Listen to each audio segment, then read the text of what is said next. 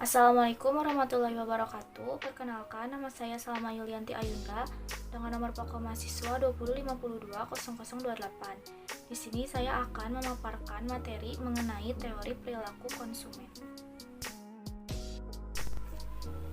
Yang akan saya bahas yaitu teori perilaku konsumen dalam pendekatan ordinal atau ordinal approach, di mana dalam pendekatan ordinal ini, total atau nilai utilitasnya tidak absolut bisa diukur. Pendekatan ordinal menyatakan bahwa daya guna suatu barang tidak perlu diukur, cukup untuk diketahui, dan konsumen mampu membuat urutan tinggi rendahnya daya guna yang diperoleh dari mengkonsumsi sekelompok barang. Tokohnya adalah John Hicks dan R.J. Allen.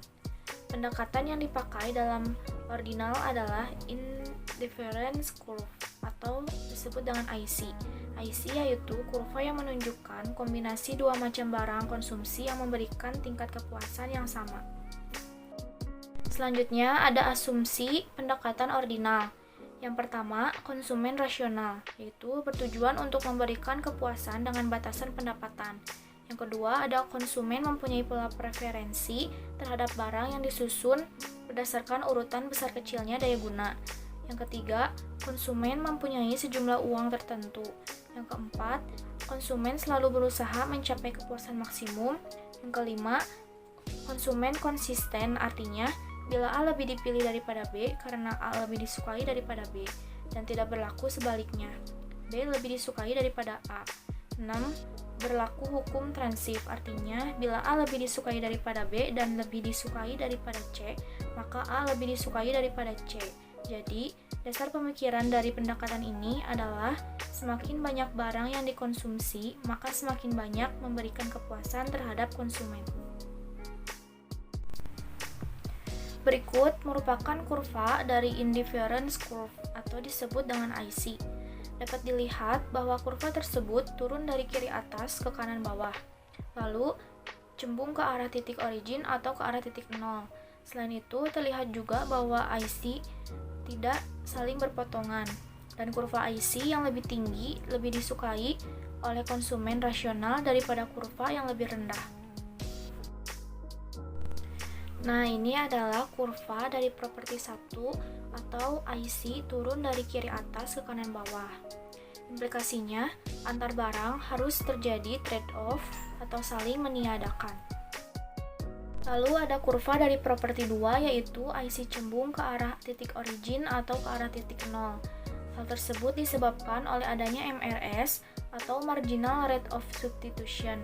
MRS adalah kesediaan konsumen untuk melepaskan satu satuan barang X untuk mendapatkan satu satuan barang Y dengan tingkat kepuasan yang sama. Dan rumusnya yaitu MRS-BA sama dengan MUA dibagi MUB sama dengan PA dibagi PB. Berikutnya ada kurva dari properti 3 yaitu indifferent curve tidak saling berpotongan. Hal ini berlaku asas transif. Masing-masing kurva indifferent menunjukkan tingkat kepuasan masing-masing. Dan yang terakhir, kurva properti 4 yaitu kurva IC yang lebih tinggi lebih disukai oleh konsumen daripada kurva yang lebih rendah. Selanjutnya ada dua contoh kurva indifferent yang ekstrim, yaitu substitusi sempurna dan komplementer sempurna. Pertama, substitusi sempurna. Dua barang dengan kurva indifferent berbentuk garis lurus disebut perfect substitutis atau barang yang saling menggantikan. Tingkat substitusi marginalnya atau MRS adalah konstan, karenanya kurva IC berbentuk garis lurus. Yang kedua, perfect complements atau komplementer sempurna, itu dua barang dengan kurva indifferent berbentuk sudut siku-siku, sehingga kedua barang akan saling melengkapi. Selanjutnya, slope indifferent curve atau IC atau disebut juga dengan kemiringan dari IC. Slope atau kemiringan IC dapat diturunkan dari fungsi utilitasnya. Apabila utilitasnya adalah fungsi X dan Y, Maka slope IC dapat diperoleh turunan totalnya menjadi DU pangkat 0 sama dengan DX dalam kurung DU per DX tutup kurung ditambah DY dalam kurung DU per DY tutup kurung, dan dapat disederhanakan menjadi DU pangkat 0 sama dengan DX MUX ditambah DY MUY. Slope indifferent curve memiliki syarat, yaitu apabila DU pangkat 0 sama dengan 0, maka didapatkan min DY per DX sama dengan MUX per MUY. Jadi yang merupakan slope dari IC adalah MUX per MUY. Analisis slope dari IC ini sangat penting karena menunjukkan bagaimana suatu barang bisa digantikan atau substitusi dengan barang lain, sementara kepuasan tetap dijaga konstan.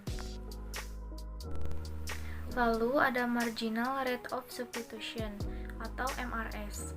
Slope IC ini dikenal dengan istilah MRS, marginal rate of substitution. MRS yaitu tingkat di mana barang X bisa disubstitusikan dengan barang Y, sementara kepuasan tetap konstan di sepanjang kurva IC. MRS secara matematis dapat ditulis menjadi MRS XY sama dengan DY per DX sama dengan MUX per MUY. Dengan persamaan di slide sebelumnya, MRS akan sama dengan 0 apabila marginal utility sama dengan 0. Misalnya MRS YX sama dengan 2, berarti untuk menambah 1 unit barang X harus mengorbankan 2 unit barang Y. Nilai MRS makin lama akan semakin kecil. Batasan anggaran atau the budget constraint. Batasan anggaran mengacu pada batasan yang dikenakan pada pilihan rumah tangga berdasarkan pendapatan, kekayaan, dan harga produk. Set pilihan atau set kesempatan adalah set pilihan yang ditentukan oleh batasan anggaran. Batasan anggaran memisahkan kombinasi barang dan jasa yang tersedia dengan pendapatan. Berikut contoh dari batasan anggaran. Dalam tabel terdapat 4 opsi. Opsi A, B, C, dan D. Misal gaji per bulannya adalah $1.000. Maka yang memungkinkan adalah opsi A, B, dan C. Sedangkan opsi D tidak mungkin karena melebihi batas anggaran. Maka biaya real suatu barang atau jasa adalah biaya peluangnya, dan biaya peluang ditentukan oleh harga relatif. Dalam batasan anggaran, apabila pendapatan konsumen dialokasikan membeli 2 jenis barang, X dan Y, maka persamaan pendapatan konsumen ditulis menjadi I sama dengan X dikali PX ditambah Y dikali PY, di mana I sama dengan pendapatan konsumen, X-nya jumlah barang X yang dibeli, Y-nya jumlah barang Y yang dibeli, PX harga barang X, dan PY harga barang Y. Selanjutnya, garis anggaran. Budget line menunjukkan jumlah maksimum 2 jenis barang X dan Y yang dapat dibeli dengan sejumlah pendapatan tertentu. Maka kita dapat menurunkan budget line dari persamaan pendapatan seperti berikut ini. I sama dengan X dikali PX ditambah Y dikali PY. Lalu I-nya dikurangin X dikali PX sama dengan Y dikali PY.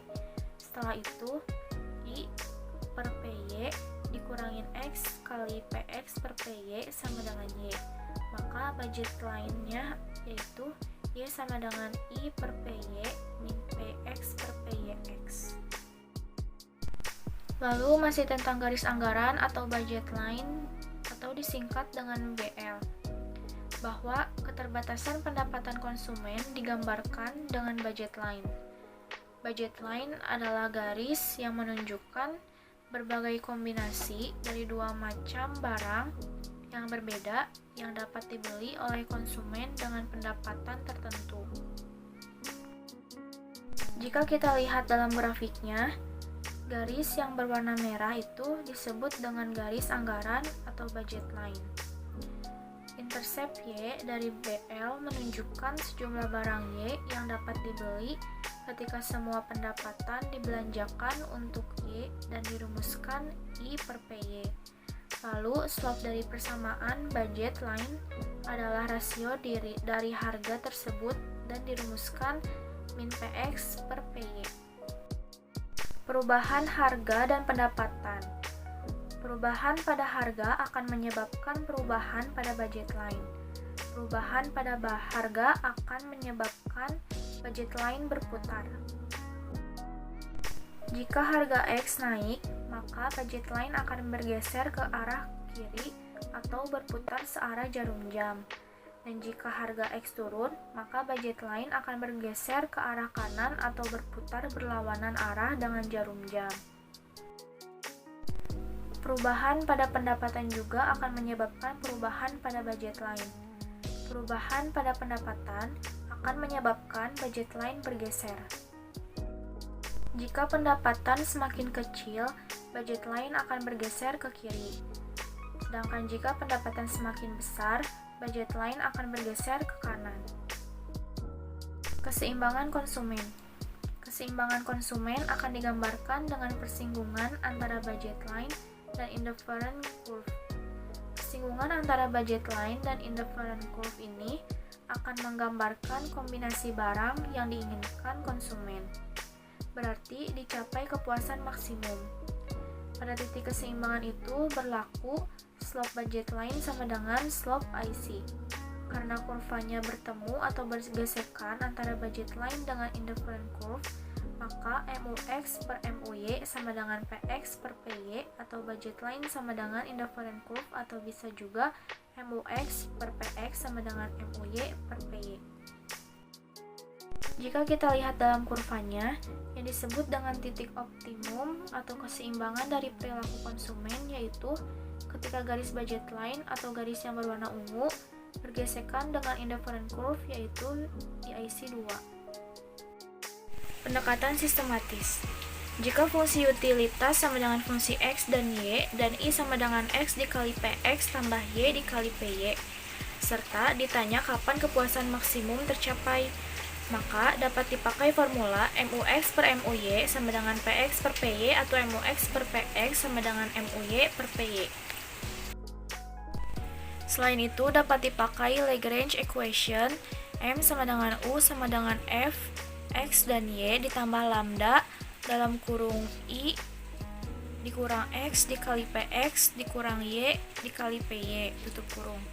Penyelesaiannya adalah dm per dx sama dengan 0 atau ux kurang lambda px sama dengan 0, dm per dy sama dengan 0 atau ux min lambda py sama dengan 0, dm per di sama dengan 0 atau i dikurang x dikali px dikurang y dikali py sama dengan 0.